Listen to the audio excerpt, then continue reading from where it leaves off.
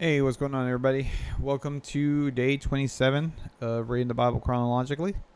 Um, we're going to get into it. We're still in the book of Job, and yesterday we heard him as far as he was remembering the blessings from the past and just how his friendship with the Lord was so strong. But now he's feeling like, hey, is that it? Is that ever going to come back? Where's that gone? Has he forgotten about me? You can almost sense that dread, him questioning that, like, what happened? Was that just, what was that for? So let's get into today's commentary a little bit, and let's see what we got. So, like I said, this is day 27. Job's suffering attracts bullying, something he had not experienced when he was wealthy and respected. Songs and jokes about him further his humiliation.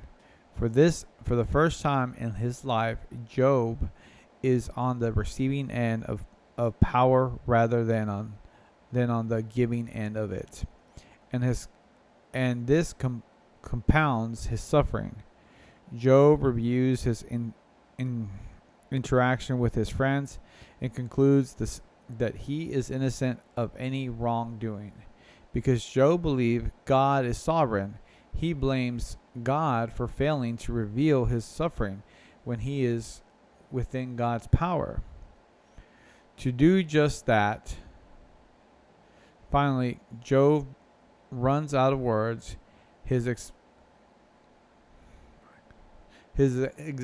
exasperation with his friends, they accuse him of hiding wickedness. He's frustrated with God. He won't answer God's questions. He won't answer Job's question. Job is overwhelmed physically and emotionally and sees no end in sight. His experience reflects that of other sufferers. And without revelation from God, depression and despair are drowning him. He needs God. Okay.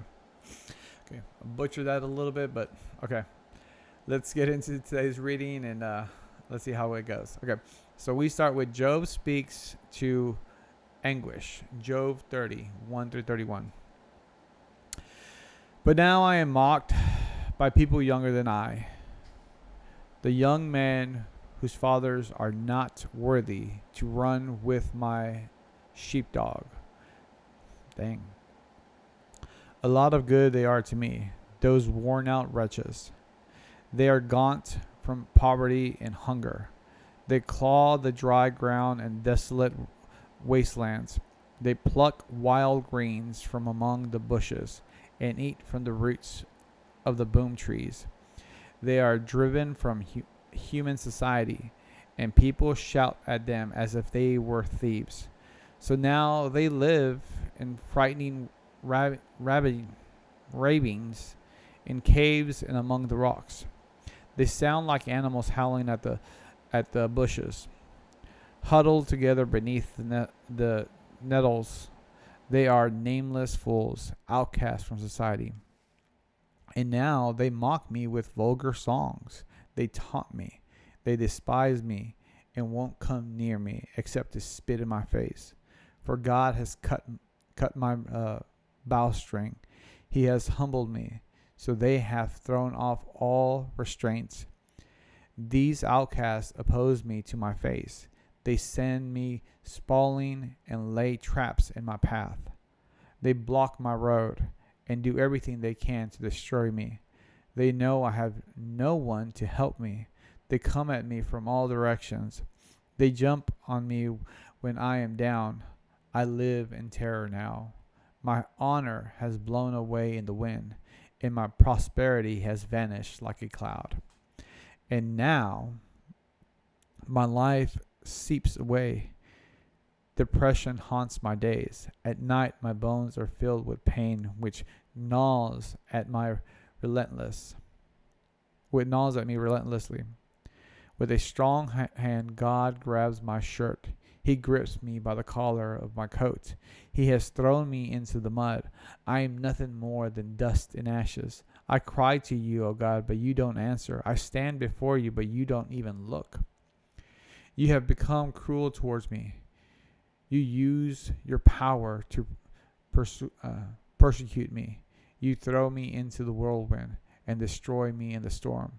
And I know you are sending me to my death, the destination of all who live. Surely no one would turn against the needy when they cry for help in their trouble. Did I not weep for those in trouble? Was I not deeply grieved for the needy? So I looked for good, but evil came instead. I waited for the light, but darkness fell. My heart is troubled and restless. Days of suffering torment me. I walk in gloom without sunlight. I stand in public square and cry for help. Instead, I am considered a brother to jackals and a companion to owls. My skin has turned dark, and my bones burn with fever. My harp plays sad music, and my flute accompanies those who weep. Job's final protest of innocence. Job 31, 1-40. I made a covenant with my eyes, not to look with lust at a young woman. For what has God above to choose for us? What is our inheritance from the Almighty on high? Isn't it calamity for the wicked and misfortune for those who do evil? Doesn't he see everything I do and every step I take? I have lied to anyone or deceived anyone. Have I lied to anyone or deceived anyone? Let God weigh me on those scales of justice, for he knows my integrity. If I have strayed from this pathway, or if my heart has lusted for what my eye have seen, or if I am guilty of any other sin, then let someone else eat the crops I have planted. Let all that I have planted be uprooted. If my heart has been seduced by a woman, or if I have lusted for my neighbor's wife,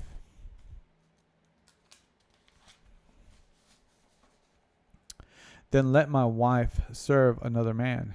Let other men sleep with her. For lust is a shameful sin, a crime that should be punished.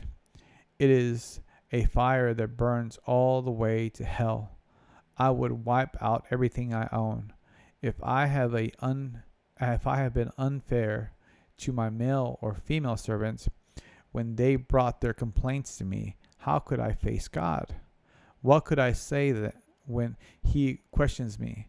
For God created both me and my servants. He created us both in the womb. Have I refused to help the poor or crushed the hopes of the widow? Have I been stingy with my food and refused to share it with orphans? No. From childhood I have cared for the orphans like a father. In all my life I have cared for widows, whether I saw them homeless without clothes and needy with nothing to wear. Did they not praise me for providing wool, clothing to keep them warm? If I raise my hand against an orphan, knowing the judge would take my side, then let my shoulders be wrenched out of place. Let my arm be torn from its socket. That would be better than facing God's judgment. For if the majesty of God's opposed me, what hope is there? Have I put my trust in money, or felt secure because of my gold? Have I gloated about my wealth and all that I own? Have I looked at the sun shining in the sky, or the moon walking down its silver path, and been secretly enticed in my heart to throw kisses at them in worship? If so, I should be punished by the judge, for I would mean I had denied the God of heaven. Have I ever rejoiced when disaster struck my enemies, or become excited when harm came their way? No, I have never sinned by cursing anyone or by asking for revenge. My servants have never said, he lets others go hungry. I have never turned away a stranger, but have opened my doors to everyone. Have I tried to hide my sin like other people do, concealing my guilt in my heart? Have I feared the crowd or the contempt of the masses, so that I keep quiet and stayed indoors? If only someone would listen to me. Look, I will sing my name to my defense. Let the Almighty answer me. Let my accuser write out the charges against me. I would face the accusations proudly. I would wear it like a crown, for I would tell him exactly what I have done. I would come before him like a prince. If my land accuses me, and all is fervor cry out together, or if I have stolen its crops or murdered its owners, then let thistles grow on the land instead of wheat, and weeds instead of barley. Job's worst words are ended. Man, Job is in extreme pain at this moment, and he is really wrestling with trying to understand what is it that he did wrong, or just trying to find where is God. Like I feel like he's just saying, I just want to understand. I just want to understand what's going on. And I feel like so many of us have gone through that in life, and maybe some of us are going through that in situations right now. I mean, I feel like in some ways, in some areas, I'm going through a situation like that right now, just trying to understand like what is happening. Just give me a clear understanding. But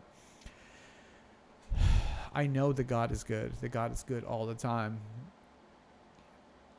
And in knowing that, and looking at past events and looking at past times where He has come through, it's what keeps me grounded in His faithfulness. And then even these stories, one of the prayers that I've been saying is like, Lord, teach me to learn from others. Show me how to learn from others so that I do not repeat their mistakes again.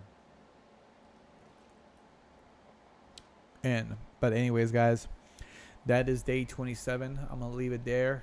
Hopefully you guys are enjoying this, and I will see you all tomorrow.